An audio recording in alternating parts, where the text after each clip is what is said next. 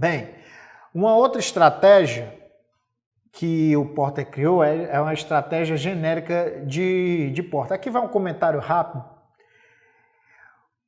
Toda pessoa que tem consegue chegar, né, num grande destaque na sua carreira, ela acaba também virando alvo, né?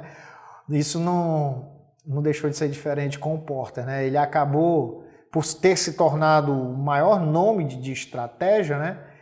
E por ter publicado muitos artigos científicos e criado esses modelos, como eu disse, até na área do social, né? Engraçado é que ele se inspirou muito no esporte. Ele, na faculdade de Harvard, ele praticou vários esportes. E aí essa questão da competição foi que inspirou ele a entender como é que é a competição em vários setores da empresa, vários setores da economia. E aí ele conseguiu esse destaque, né? E com esse destaque ele também começou a ser questionado. E ele manteve a posição dele por muitos anos, mas como toda pessoa inteligente, ele mudou isso. Alguns pontos das teorias dele, né? E um deles é a estratégia genérica de Porter. Ele define que para conseguir aqui uma vantagem, né, estratégica, o escritório de advocacia, no caso, na adaptação que a gente está fazendo, ele pode trabalhar a diferenciação, a liderança em custo e o enfoque. E no entendimento dele, não dá para você adotar mais de uma estratégia. Ou você adota a estratégia de liderança em custo, ou de diferenciação, ou de enfoque. Ele entende que quem tenta se posicionar no meio termo acaba tendo dificuldades e acaba não tendo sucesso, né? Porque iria usar armas de estratégias diferentes e aí acabaria faltando consistência. Bem, esse é um ponto de vista dele que durante um tempo ninguém questionou, mas hoje se questiona. Vamos começar falando primeiro do que ele defende e para depois falar o que outros autores, né, de estratégia interpretam sobre o que ele diz. A primeira estratégia é a de liderança no custo total. Liderar no custo total não é o teu preço mais baixo, não é isso. Muita gente se confunde. O custo total da empresa, ele só precisa ser menor. Você pode estar cobrando, inclusive, o mesmo preço que o seu concorrente. Só que ao ter um custo menor, você tem mais margem. E eu vejo isso, já vi isso muito de perto, principalmente o jovem advogado não tem bem essa noção do custo, acaba fechando honorários muito baixos e aí continuar fechando honorários naqueles parâmetros, ele está simplesmente aumentando o buraco, ele está cavando um buraco maior, onde ele vai enterrar o negócio dele. Então, custos baixos é um mecanismo de defesa, então não confundir liderar em custo baixo com preço baixo. Pelo contrário, liderar em custo baixo vai evitar que você entre numa guerra de preço e que pode ser desastrosa não só para você, mas para todo mundo que está interagindo naquele mercado.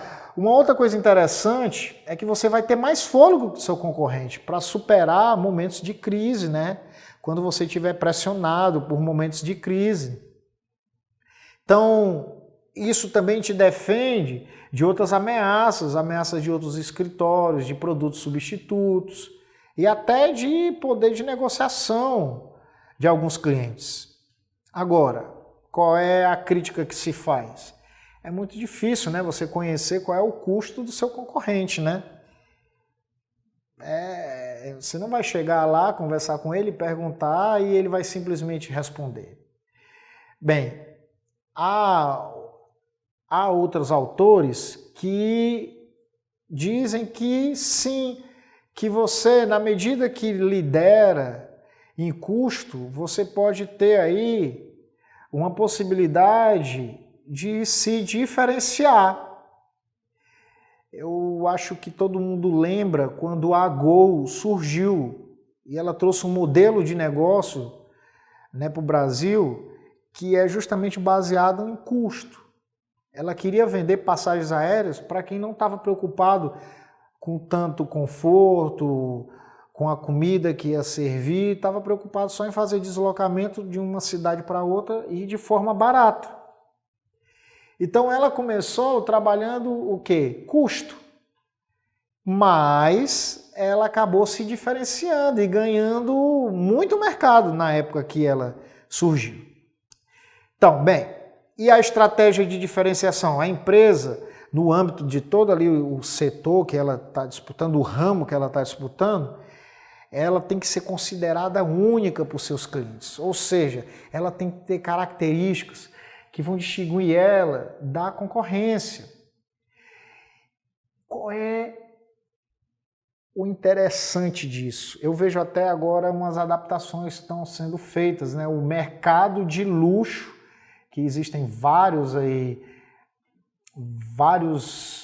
estudos acadêmicos, mercadológicos, falando de quais experiências, quais lições a gente pode tirar do mercado de luxo e trazer para os negócios, inclusive para o ramo da advocacia. Então, será que o seu cliente pode estar disposto a pagar por um diferencial, pagar mais por um diferencial competitivo que você tenha?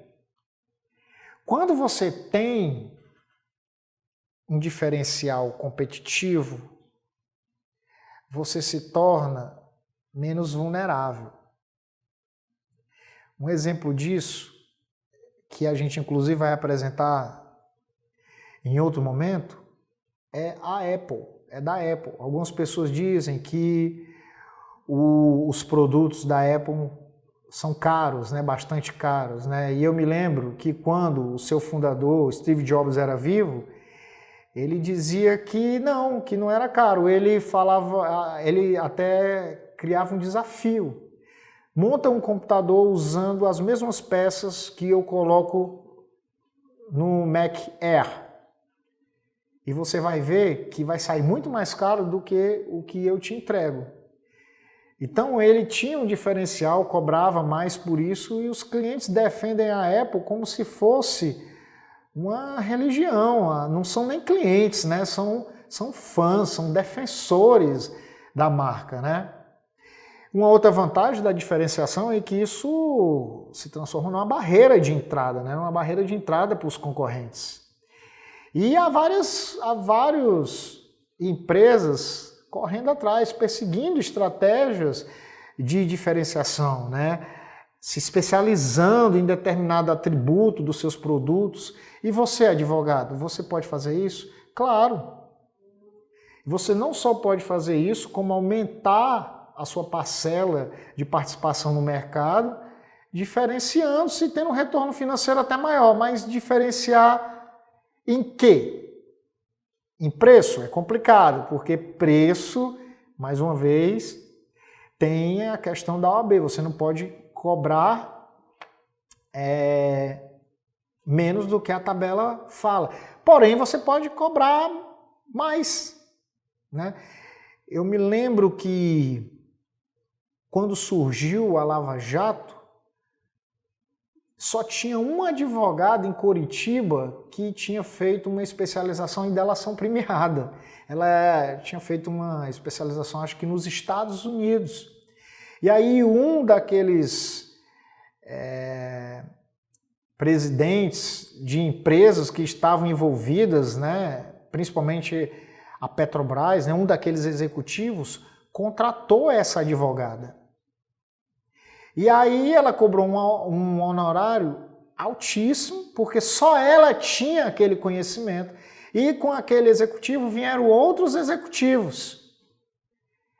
E ela da noite para o dia ela se tornou milionária, porque ela era a única especializada em delação premiada.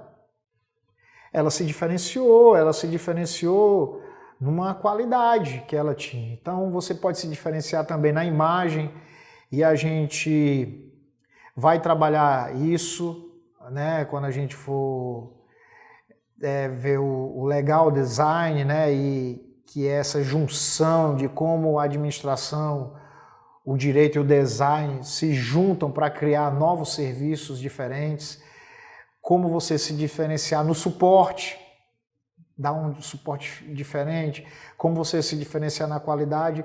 Existem várias maneiras de você se diferenciar. Às vezes não é nem a forma de atuar, às vezes é encontrar o alvo certo, né? Aquele público que não está sendo atendido com aquele serviço. Então esse alvo pode ser pequeno demais para ser atingido, porém, se você acertar, você vai ser bem-sucedido.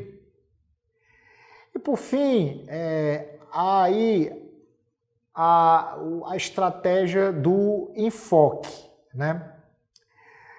O Porter fala que no enfoque você pode trabalhar tanto a liderança em custo como a diferenciação, desde que seja um nicho de mercado muito específico, né? Você pode estar trabalhar com um determinado ramo que seja só direito societário ou então direito empresarial e acabar pegando um contencioso de massa e aí você poder negociar um contrato, né, com um preço que o mercado está executando, só que você pegando todos aquele contencioso de massa, você tem um custo menor.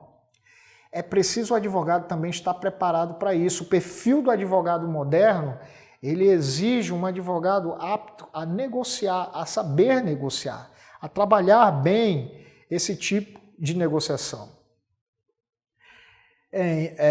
Por fim, eu trouxe todas essas estratégias que o advogado pode utilizar. Mas é preciso trazer também histórias inspiradoras, e é isso que eu quero trazer. Eu citei já a Apple, e agora eu vou trazer o exemplo da Apple, porque no legal design você consegue obter inspiração em empresas de outros ramos, que vão te trazer técnicas, métodos ou insights para você aplicar na advocacia. A gente se vê em breve. Até já!